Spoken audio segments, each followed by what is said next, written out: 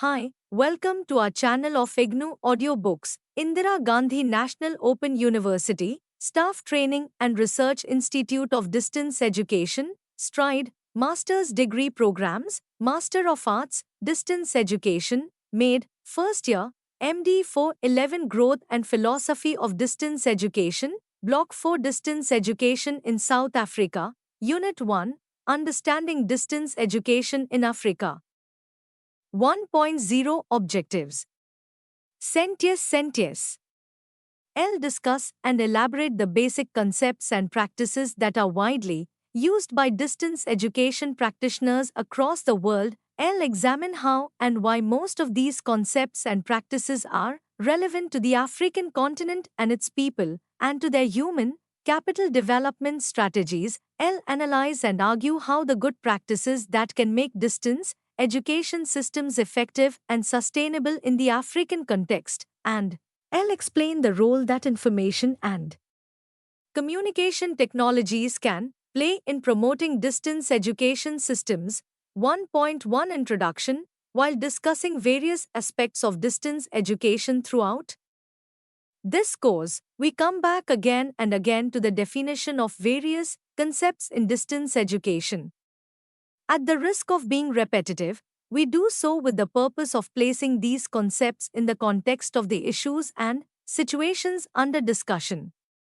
Redundancy is a critical element in didactic practice, and we hope that repetition will help you capture the nuances and subtleties of the usage of various terms in distance education. All forms of education have certain universality in their structures, processes, and practices. Distance education is no exception. Nevertheless, the manner in which a particular form of education finds its place within a national system and the ways in which it influences the policies and practices that particular governments follow for the development of their educational systems do vary from country to country and from continent to continent. Europe as a continent has several developed countries that have their own independent systems of education, each with its own unique character and style. Africa, on the other hand, is a continent of over 50 counties, most of which have a common legacy. All of them were colonies with no significant educational infrastructure and systems. All of them needed to build their education systems from scratch, and in doing so, they had to adopt and adapt what suited them best and fairly quickly. In the process, African countries have a mix of everything, ranging from the best of the European models to the more practical native variations. It is in this milieu that we have to place distance education theories and practices to understand what they mean to Africa and its people. In the following sections of this unit, we shall try to explore the content and meaning of the nature of distance education in the African context. 1 Point to the nature of distance education. Some key concepts. Early distance education endeavors in Africa covered a range of applications, from formal degree programs offered by University of South Africa, UNISA, from 1946 onwards, to a broadly based adult education campaign conducted by the Institute of Adult Education, University of Tanzania, during the 1960s. Initially, UNISA relied mainly on printed materials issued in the correspondence model with minimal contact, while the Tanzanian project used a combination of radio, printed, pamphlets, and community-based group work. Community and adult education programs through distance education using radio were very common in several counties in Africa. The INAIDS Foundation, established in 1962 in Côte d'Ivoire as a private initiative, was later extended to Burkina Faso, Togo, Democratic Republic of Congo, Cameroon, Burundi, Chad, Rwanda, and Zaire. This was initially confined to French-speaking Africa and to Ethiopia and Kenya. The programs offered by this institution were mainly in agriculture and allied fields. It also helped local communities engage in development initiatives through project formulation, etc. More recent projects covered a similar range of target audiences and program types, with one of the most significant changes over the Centuries modes as more and more ICT options became available. Interactive radio, instruction, IRI, and community radio were the major instruments that helped this growth. There are some individual case studies that provide interesting information about the early days of distance education in Africa, but there are not enough rigorous comparative studies. Policymakers and those who take decisions require empirically based knowledge of what works. Gully 2004. This clearly points to a need for a research plan as a foundation for the realization of the potential of open learning and distance education in Africa. Such research would enable the development of the necessary critical mass to address the common development challenges of Africa. ASMAL 2004. Although at present, J. conferences and other occasional papers and articles help to deepen our understanding of distance education in Africa, some good practice in its provision and its relevance to Africa. 1.2.1 What is open learning in the African context? The distinction drawn between open learning and distance education is fundamental to our understanding of the African context. While open learning refers to a philosophy of educational practice, distance education refers to the methodology. The issue paper for the Conference of African Education Ministers on Open and Distance Learning held at Cape Town, South Africa in February 2004, All Africa Ministers Conference on Open Learning and Distance Education, AMCOLDE, 2004, 1st February, J. Define the two concepts. In the following terms, open learning can be defined as an approach of philosophy which combines the principles of learner-centeredness, lifelong learning, flexibility of learning provision, removal of barriers to access learning, recognition of prior learning experience, provision of learning support, construction of learning programs in the expectation that learners can succeed, and the maintenance of rigorous quality assurance over the design of learning materials and support systems. Open learning is applicable to all education practice. We know that conventional education practices are marked by certain definite characteristics. Nearly all of them. J. Sentius. Stage, they have a predetermined duration, the curricula are determined in advance and generally do not permit any combinations that students might prefer. They require the physical presence of students at prescribed hours for specified periods, and most of the programs are teacher-centric. In other words, the formal system has over a period of time acquired certain rigidities with regard to its structures and processes. Sentius J. Sentius marked a decisive break from these rigidities, and it literally opened the doors of formal education to all irrespective of their previous educational J. Sentius to pursue, and the rigidities of timelines in the completion of studies. The learners moved center stage, and programs of education were built around their choices and expectations. 1.2.2 What is distance education for Africa? Distance education is used to describe learning activities in which the characteristics listed above are important. In distance education, there is a separation of teacher and learner, and such learning usually involves the use of mixed media courseware with different modalities for learner support. Distance education is unique as it encourages a more flexible learner-centric approach and provides opportunities for learning anywhere and anytime. Africa's diversity is evident in the ways in which the principles of open learning and distance education are applied. It would be unwise to suggest that any single model for distance education will work on this continent. Models need to be designed to meet local needs. However, it would be worthwhile to identify certain essentials that deserve closer consideration by those concerned with policy making, the design and development of distance education projects. and their funding and effective implementation. We shall try to take a look at some of these issues in this block. 1.2.3 Open and Distance Education Implications for Africa. One of the core issues concerning the changing nature of distance education has to do with the increasing emphasis being given to face-to-face tuition and mentoring in the design of distance education programs. This is an essential characteristic of distance education techniques as applied to technical and vocational education and training, and to adult education in a community context.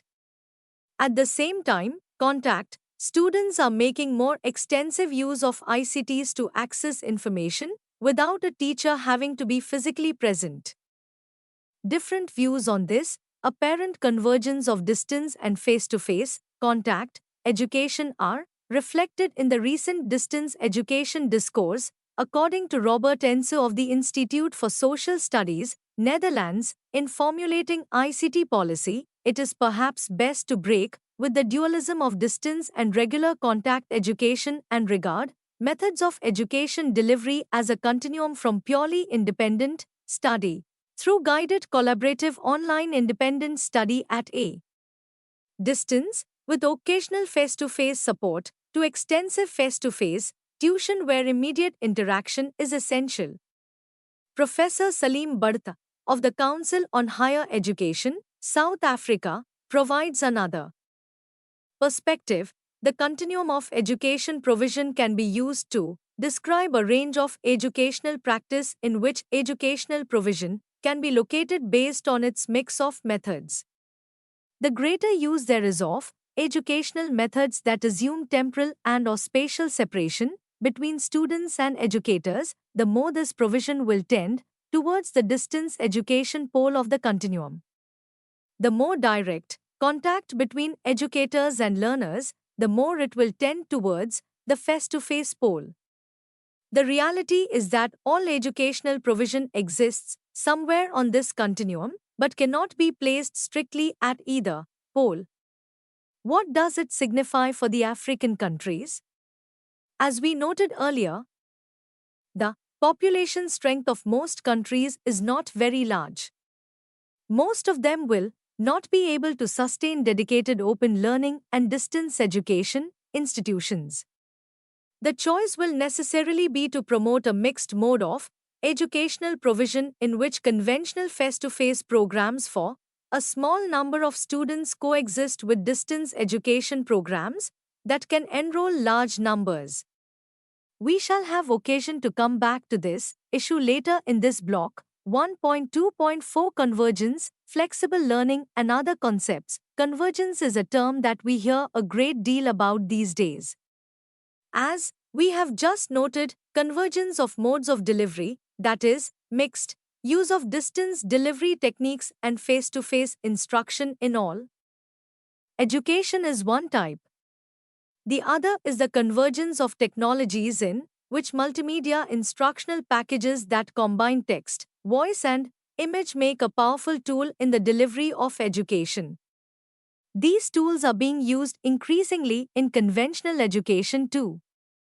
It would be useful to keep this distinction between the two concepts of convergence in view as distance education systems evolve and widen their range of delivery technologies. Policy makers at the national level in most countries will have to address the issue of convergence in order to determine the place of distance education in their overall educational systems and the allocation of resources for distance education institutions and projects.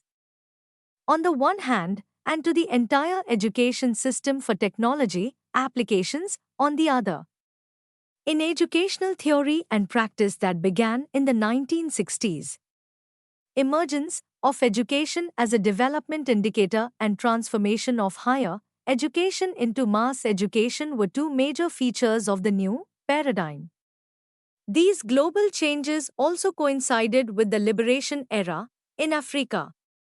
Perhaps it was a sign of the times and the emergence of democracy in Africa that the more authoritarian teacher-dominated transmission models of education began to move towards models where teacher and student jointly constructed meaning and understanding. That was the beginning of the process of learner-centered education that placed African learners and their needs at the center of the educational process. Learner-centeredness tries to build the real needs of the learner into the design of course and the provision of face-to-face support at the learning centers through study groups, discussion groups, and other techniques. Successful examples of learner-centered practices across the educational spectrum are reported from Nigeria, Mohammed Ismaila, Kenya, Limoji, Ghana, Kenya, Tanzania, Uganda, Zambia, Siasivena, and South Africa, Pityana. Effective implementation of this approach requires new ways of thinking about the physical location of resources needed to provide quality distance education, as well as about the educational process itself.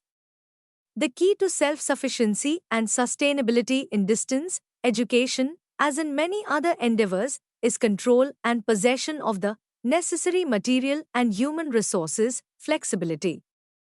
Education. Apparently, it has to do with the transformation that we have just noted. Over centuries, the formal system had acquired rigidities of all kinds.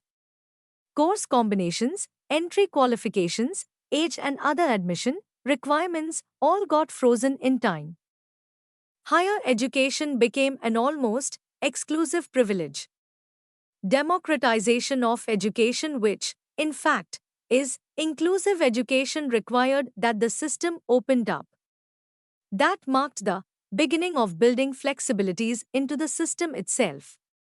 The open learning approach, supported by distance education techniques, allowed for a new flexibility in the learning experience that responded to the needs of non-traditional learners. And distance education systems began to evolve from its initial postal education version to the present flexible learning model. The major features of this model are it applies to teaching and learning wherever they occur on campus, off campus, and cross campus. It frees up the place, time, and methods as well as the pace of teaching and learning. It is learner-centered rather than teacher-centered. It helps students to become independent lifelong learners. It changes the role of the teacher who becomes a mentor and facilitator of learning. Professor Gajraj Dhanrajan, the former CEO of the Commonwealth of Learning, had referred to the recent tendency for many learners to enter university later in their lives. These new students are most likely to be employed, although not on campus. They are seeking to enhance their vocational skills. They require flexibility with regard to place, time, mode and pace of learning, as well as a curriculum that will meet their lifelong needs. But flexibility is not just about the providers loosening up a bit. Together with the freedom created by such flexibility goes the responsibility for students to take charge of their own learning. The discussion so far leads us to the conclusion that flexibility is the core of open learning and distance education. It is also the nexus between the two. It creates significant opportunities as most African governments. African distance education systems are poised to take on these challenges, become more flexible, and even more innovative in customizing. Good stage is therefore very low. Tertiary education systems in many countries are in very bad shape. How is Africa going to fill these enormous gaps in their educational provision? What are the policy options available to them? We shall examine some of these crucial issues in the sections that follow. 1.3.1 Education and Development. Millennium Development Goals adopted in 2000 at the General Assembly of all heads of state and government list 8 goals: End poverty and hunger, Universal education, Gender equality, Child health, maternal health, combat HIV/AIDS, environmental sustainability, global partnership. The development campaign focuses on poverty reduction, education, health, women's equality, and environment. These are interrelated goals, each one of them depends on each other. Well, These are the elements of the campaign for development. But what is development? Is it simply reducing poverty and improving health and environment? Or has it a deeper meaning? Nobel Prize winner Amartya Sen provides a new way of thinking about development. For him, development is about freedom. What measures development is the degree by which people's freedom is enhanced. There are many kinds of freedom: freedom from hunger, freedom from poverty, freedom of expression and freedom of religion, freedom of choice and freedom of political participation. Without freedom, there is no development. It is only the free agency of people that can lead to development. It is people who develop families, communities, societies, and nations. Free people. J. People and people enhance development, development and freedom thus feed on each other. Amartya Sen argues that while classical economic theories of development focused on human capital, the human capability argument places freedom of people at the center of development. The human capital argument favored education, learning, and skill formation as means for people to become more productive and contributing more to the process of economic expansion. The perspective of human capability focuses, on the one hand, on the ability, the substantive freedom of people to lead the lives they have reason to value and to enhance the real choices they have, while economic prosperity helps people to have wider options and to E. J. J. Sentience, freedom that people actually enjoy. These social developments must directly count as developmental, since they help us to lead loner, freer, and more fruitful lives. Development as freedom. Amartya Sen, Oxford University Press, 2000. 1.3.2 Policies and Politics, in his keynote address to the Education Ministers' Conference on ODL at Cape Town in 2004, titled Prospects, Possibilities and Perils, Distance, Education Response to Africa's Development Needs, Professor Kadar Asmal, South Africa's Minister of Education at that time offered a different perspective. While listing the promises of ODL in the following terms, L. It enhances access to education. L. It is cost efficient in that increased enrollment does not necessarily mean an increase in staff or physical infrastructure. L. It promotes quality through the development and provision of learning resources. L. It facilitates lifelong learning of underqualified and unqualified teachers. He had a word of caution as well. These promises could easily be negated by bad practices. He emphasized the need to explore and interrogate the promise and claim that open learning and distance education provide a cost-effective solution to expanding access and enhancing the quality of education.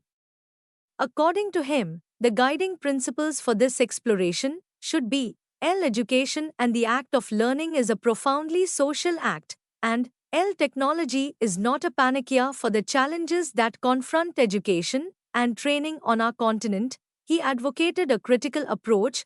We must guard against the uncritical introduction and adoption of distance education and the associated new technologies.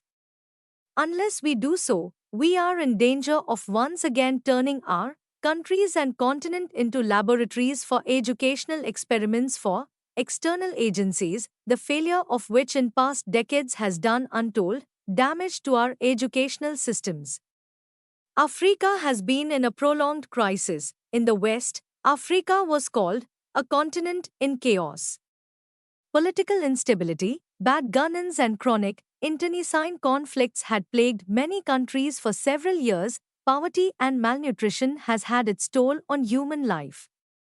To top it all, HIV/AIDS pandemic has been claiming the lives of many. According to the Food and Agricultural Organization of the UN, about 265 million people in Africa are hungry and poor, living on less than 1800 calories per day. As the democratic era began to collapse and the steep decline began, somewhere in the 1970s, the developed countries began suggesting that Africa needed to behave itself and let the market forces take over with no interference from governments. The World Bank and the IMF virtually ran the economic policies of the detritus continent, recommending regimens of budgetary belt tightening known technically as structural countries. By the turn of the century, Africa was poorer than during the 1960s. All these had thrown the promising educational systems in most countries totally devastated. As always, education took the bulk of budget cuts. There was no money to pay the salaries of teachers. Most of the bright, higher education systems suffered the most. The World Bank's prescription was to focus on primary education and reduce the budgets for universities and higher education. World Bank, international organizations like the UNESCO and several rich countries stepped in with aid packages according to what they thought could help the sick Africa. During the 1980s and 1990s, distance education had made major contributions to development in most developing countries. Distance education methods and practices were not new to Africa. Several countries received support from aid agencies. UNESCO supported major teacher education initiatives, while World Bank sponsored several country-specific initiatives in distance education, besides what came to be known as the African Virtual University, AVU. There were, in addition, a large number of bilateral aid programs sponsored by several governments. Despite substantial inflow of aid, the situation on the ground did not show any signs of improvement.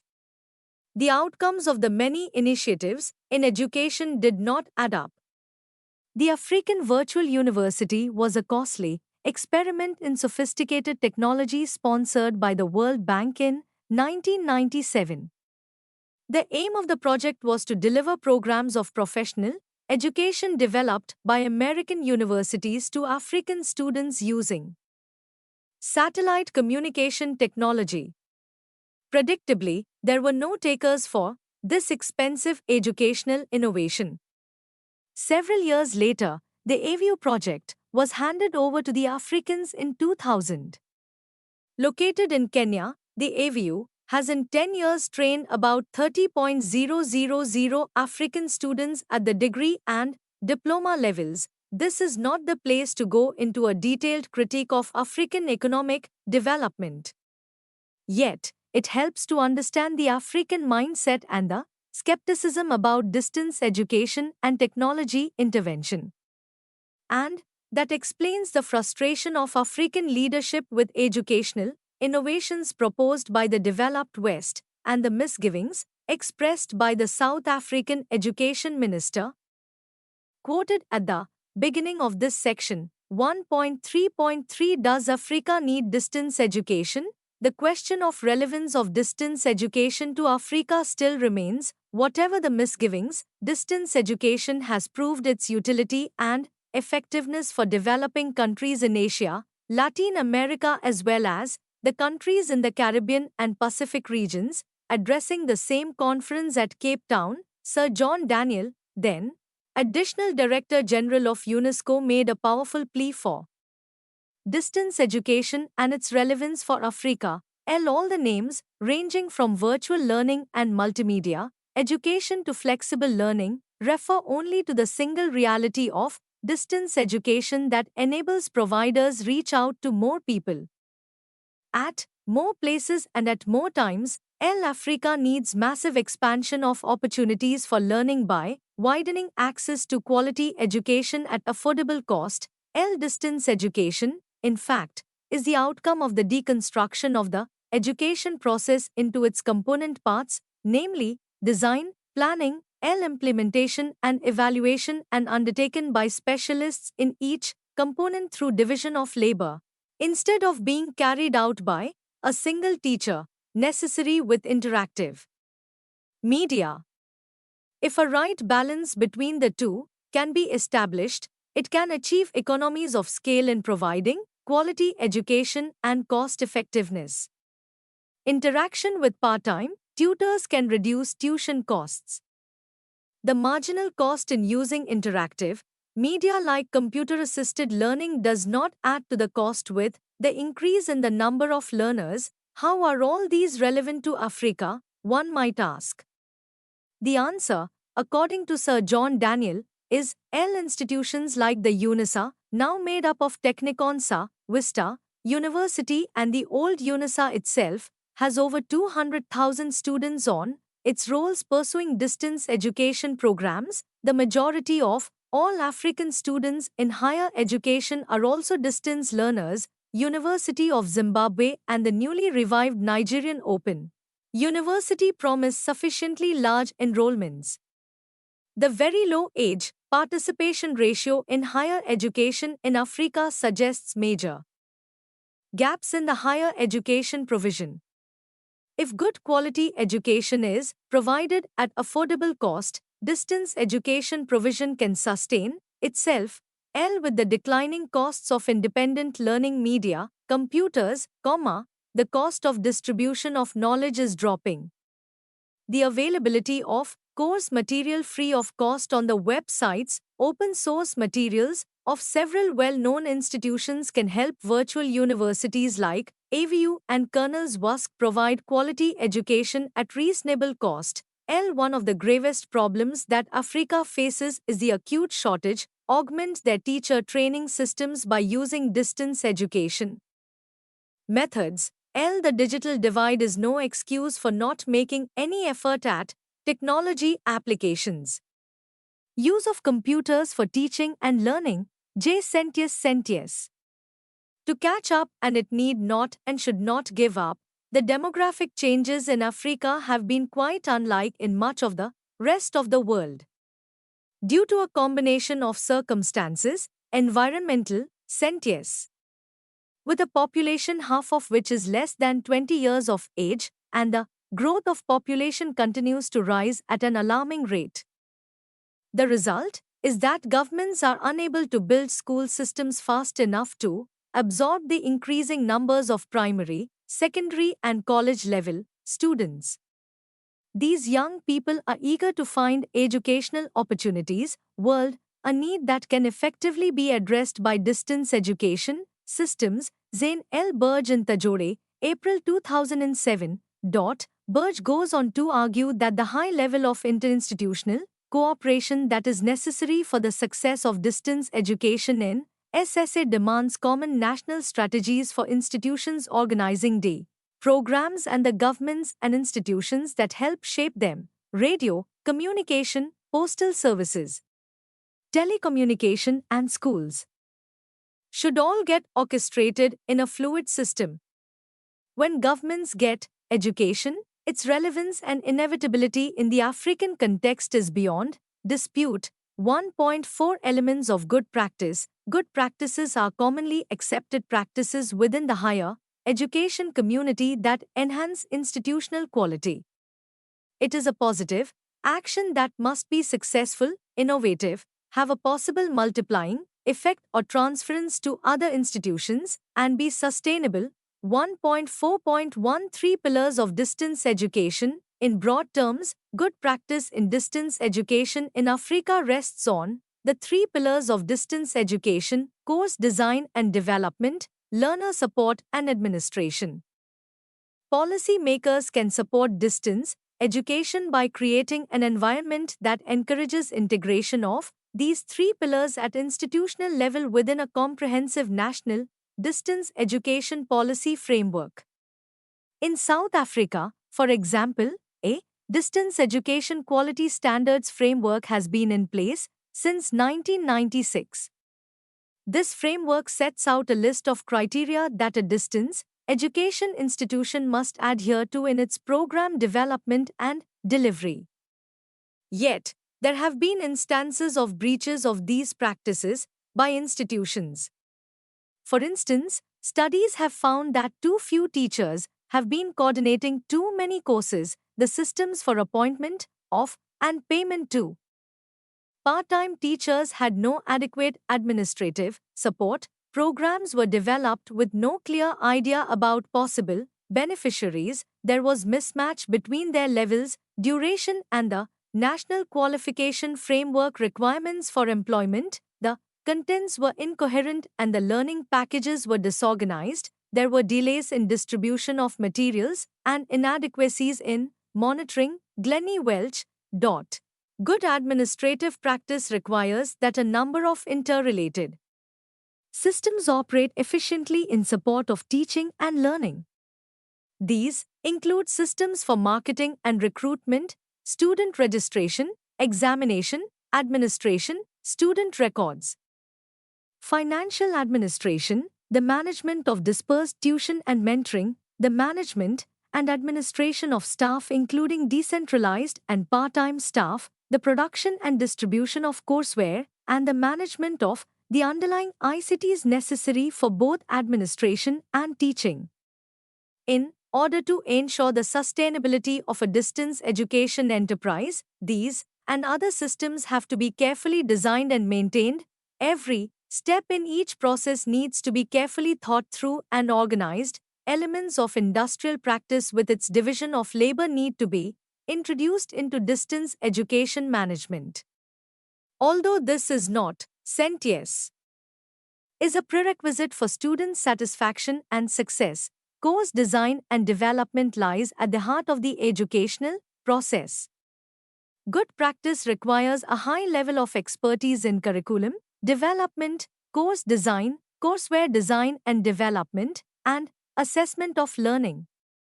In order to achieve self-sufficiency, these activities need to be integrated with the professional development of teaching staff. Learner support is essential to the success of distance education programs, whether they are formal degree offerings or community development projects with very specific objectives.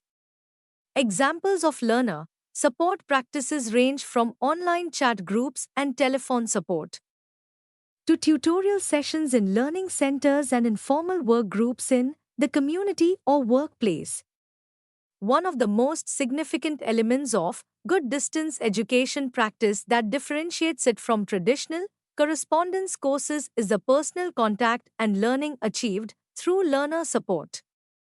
A further dimension of learner support includes access to knowledge through well-functioning libraries and the whole range of ICTs. While these three elements are crucial from the organizational point of view, it is equally important that systems should be in place to continuously study and analyze the experiences gained, the innovations introduced, and the impact that the current practices have made on the overall performance of the system.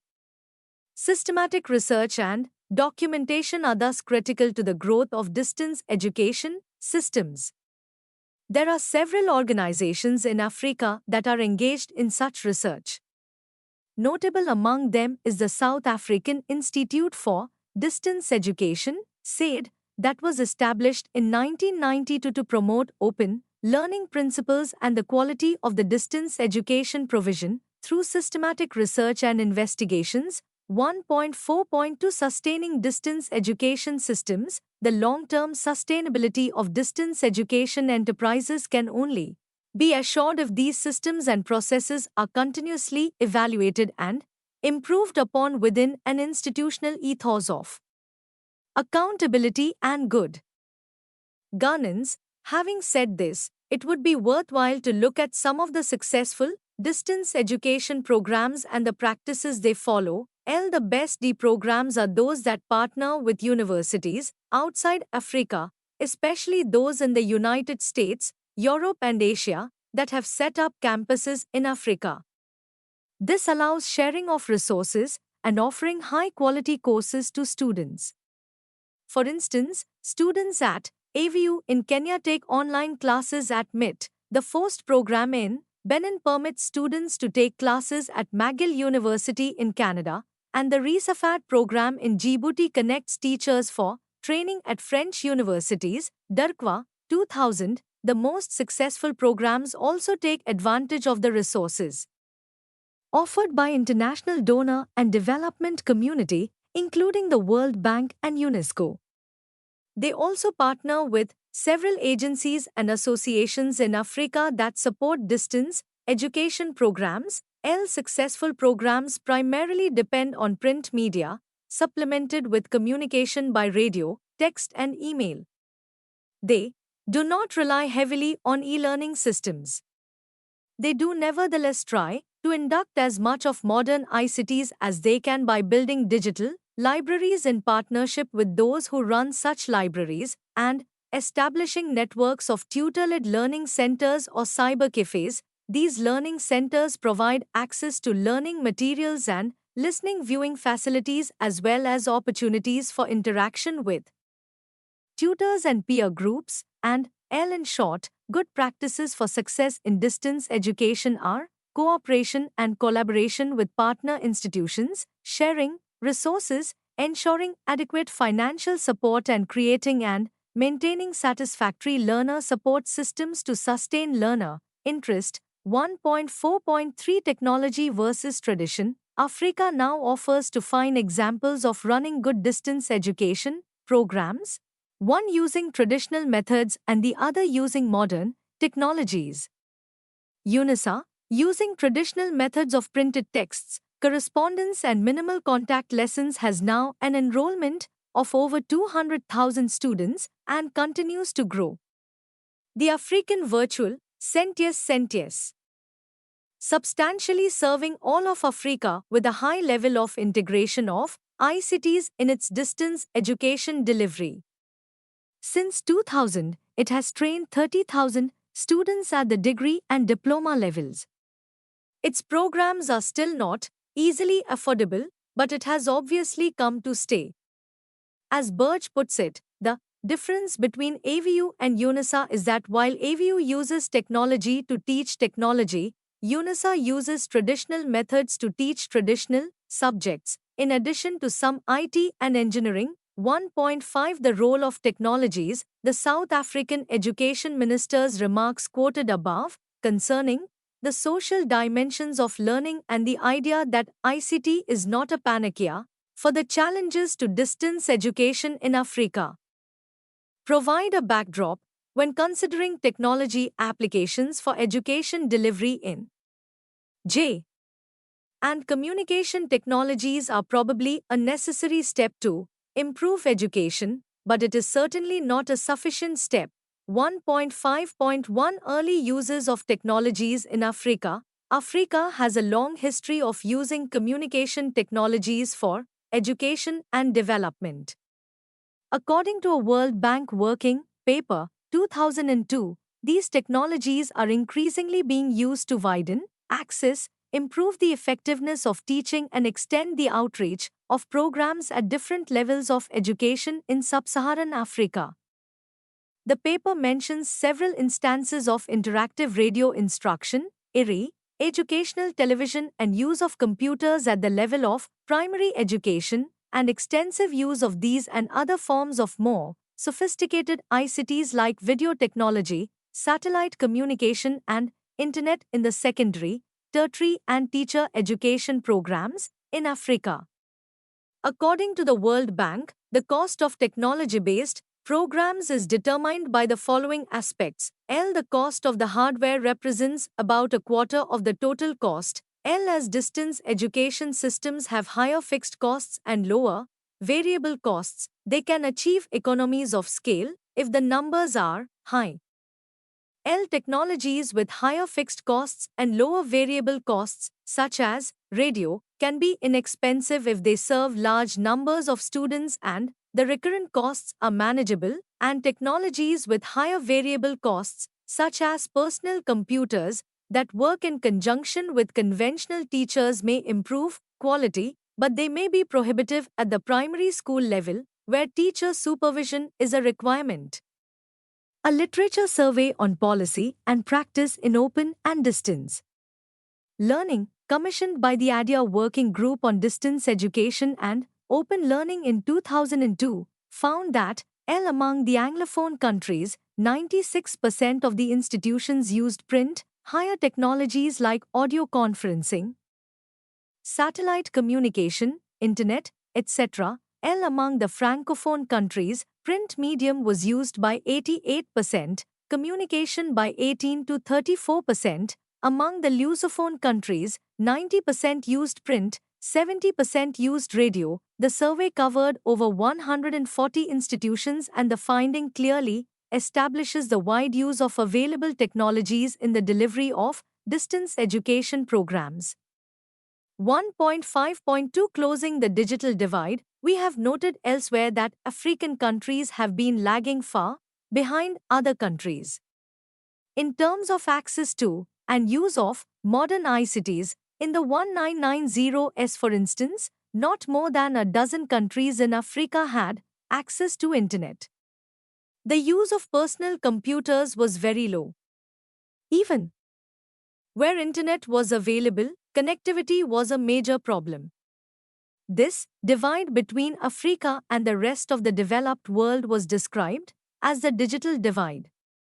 For most African countries, closing this gap is an urgent issue. At the initiative of the Organization of African Unity, OAU, the heads of African governments decided to launch a united effort for Africa's development at the turn of the current century.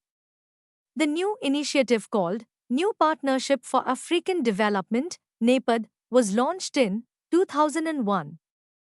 NEPAD is a vision and a strategy. Among its major goals is the closing of the digital divide. NEPAD proposes the development of continent-wide infrastructure for IT and the training of a critical mass of personnel trained in IT skills through its e-school program. An e-commission established by NEPAD has plans to use the African Virtual University in establishing technology-enhanced learning centers in all African state capitals to begin with. Peter Kinyanjui, Program Commissioner of the E-Commission, told AMCOLD in February 2004, impact that information and communication technologies, ICTs, can have on all aspects of human life. The development of the ICT sector is, therefore, identified as one of the priority focus areas of NEPAD, aimed at defining the continent's new and aggressive effort to accelerate Africa's economic development and growth. NEPAD has established special task teams for the priority programs. In the ICT sector, the NEPAD task team is known as the E-Africa Commission. The E-Africa Commission is responsible for developing policies and strategies and projects at the continental level, as well as managing the structured development of the ICT sector in the context of NEPAD. The NEPAD ICT program is intended to accelerate the development of ICT infrastructure and its use for a wide range of applications and services. Its ultimate purpose is to create an information society and knowledge-based economy in Africa. It is in the information and knowledge industry that jobs are created fastest. The key priorities, according to Kinyanjui, are 1. To develop an ICT infrastructure across the African continent, and 2. To develop ICT skills in a critical mass of the African population. 1.5.3 New technologies in use. At this point, it would be useful to take a look at the ICTs currently in use for educational delivery in Africa. These are television and radio broadcasts using satellite and conventional transmission systems, computer-based online, interactive courseware, access to knowledge using the internet and e-libraries, computer-based standalone CD-ROM material from simulations and interactive courseware to library books, writing of assignments, telephone and fax using landlines and wireless technology. J. Sentius. Sentius.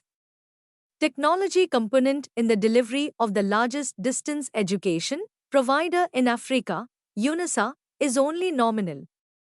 It would be worthwhile to remind ourselves that it took the UKOU all of 4 decades to move away from broadcast delivery of its courses through BBC and focus more on DVDs and internet and web-based delivery systems.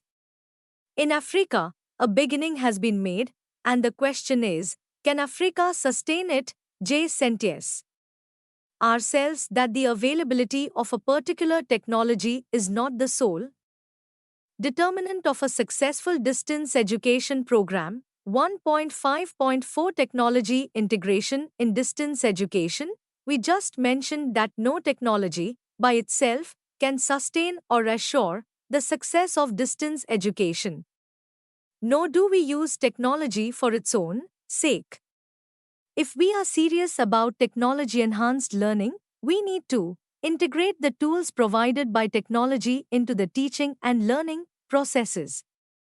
It is useful to note that ICTs are seldom used without some form of printed material. The design decisions concerning an appropriate mix of technologies, including print, are critical for the success of any program.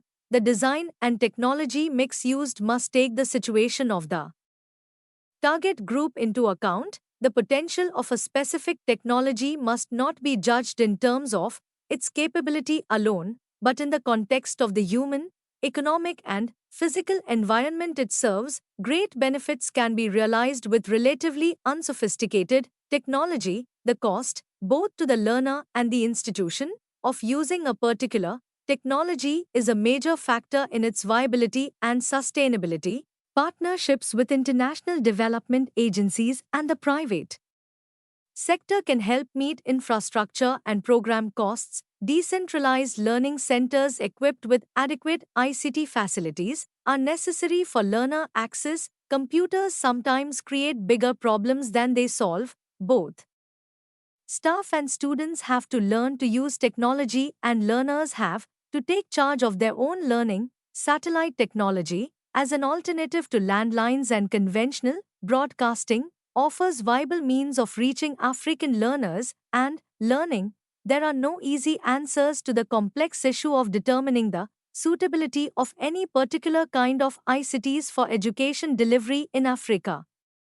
Professor Kinyanjui believes that research in Africa and elsewhere has shown that there are some technology applications that can be implemented in African countries on an affordable and sustainable scale.